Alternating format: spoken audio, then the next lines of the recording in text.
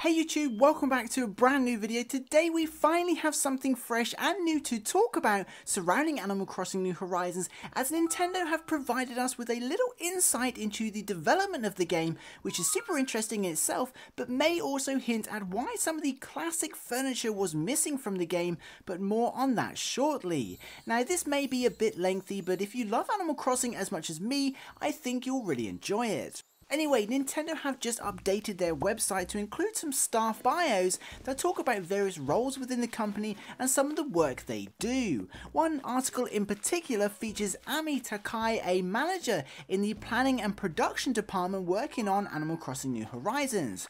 The article focuses on object design and basically discusses the development process that took place when it came to the making of furniture for New Horizons and the lengths they went to when making items in HD for the Nintendo Switch.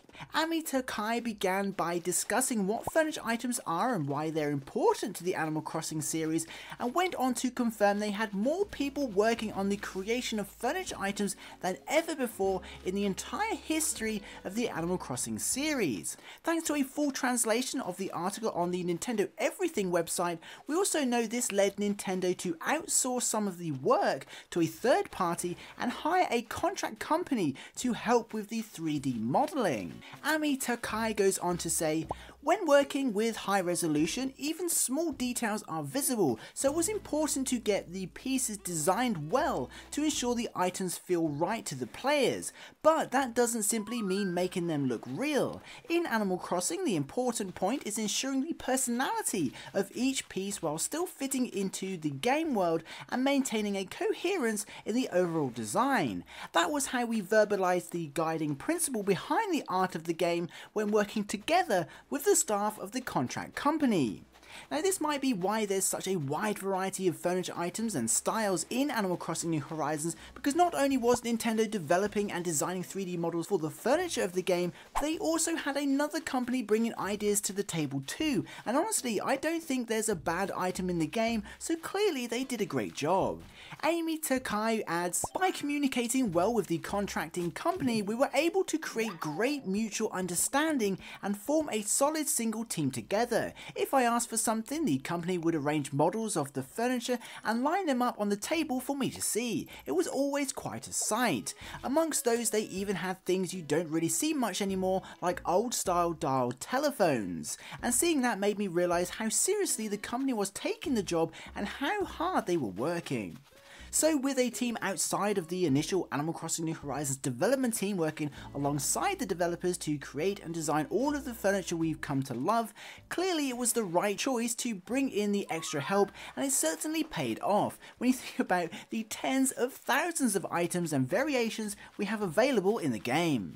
Even just looking at some of the development screenshots and some of the concept artwork that was shared, you can see just how much work was actually involved with every single item. Even here with the hamster cage, for example, that's already a classic item, 3D models were made and even the mechanics of moving parts were all demonstrated for the team and presumably to decide whether or not the item would make it to New Horizons. Another example is of course the school desk and chair that goes into incredible detail, even down to the feet of the item, and including details such as the underneath of the chair that no one will probably ever notice or see.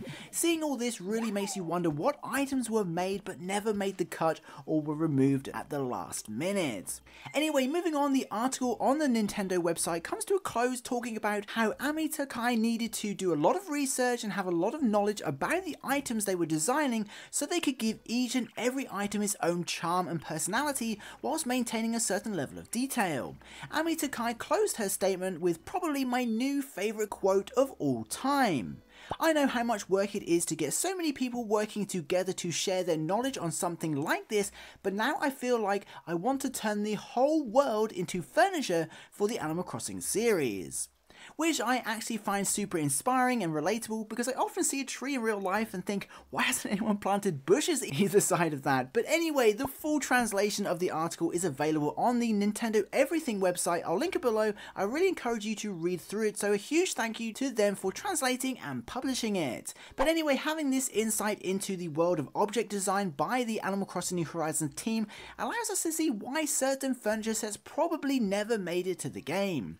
Some sets, such as the Modern series, which is a favourite of mine, or the Exotic series have been in every Animal Crossing game since the start, but are seemingly missing from New Horizons, and seeing that designing this furniture was contracted out could be a reason why. But with that said, it likely paved the way for some of the new furniture sets such as the Patchwork or Ironwood series to be added to the game that are probably now considered iconic for New Horizons.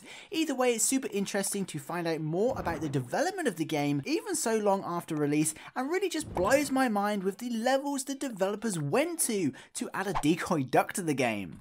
But what do you think about the object design for New Horizons, and are you satisfied with the amount of furniture available in the game? Be sure to let us know your thoughts in the comments below. Of course, if you made it to the end of the video, be sure to comment duck just to let me know you did. That would be super awesome. And as always, thank you so much to all the patrons and channel members for supporting this content, and until next time, have an amazing day, stay safe, and I'll see you in the next one.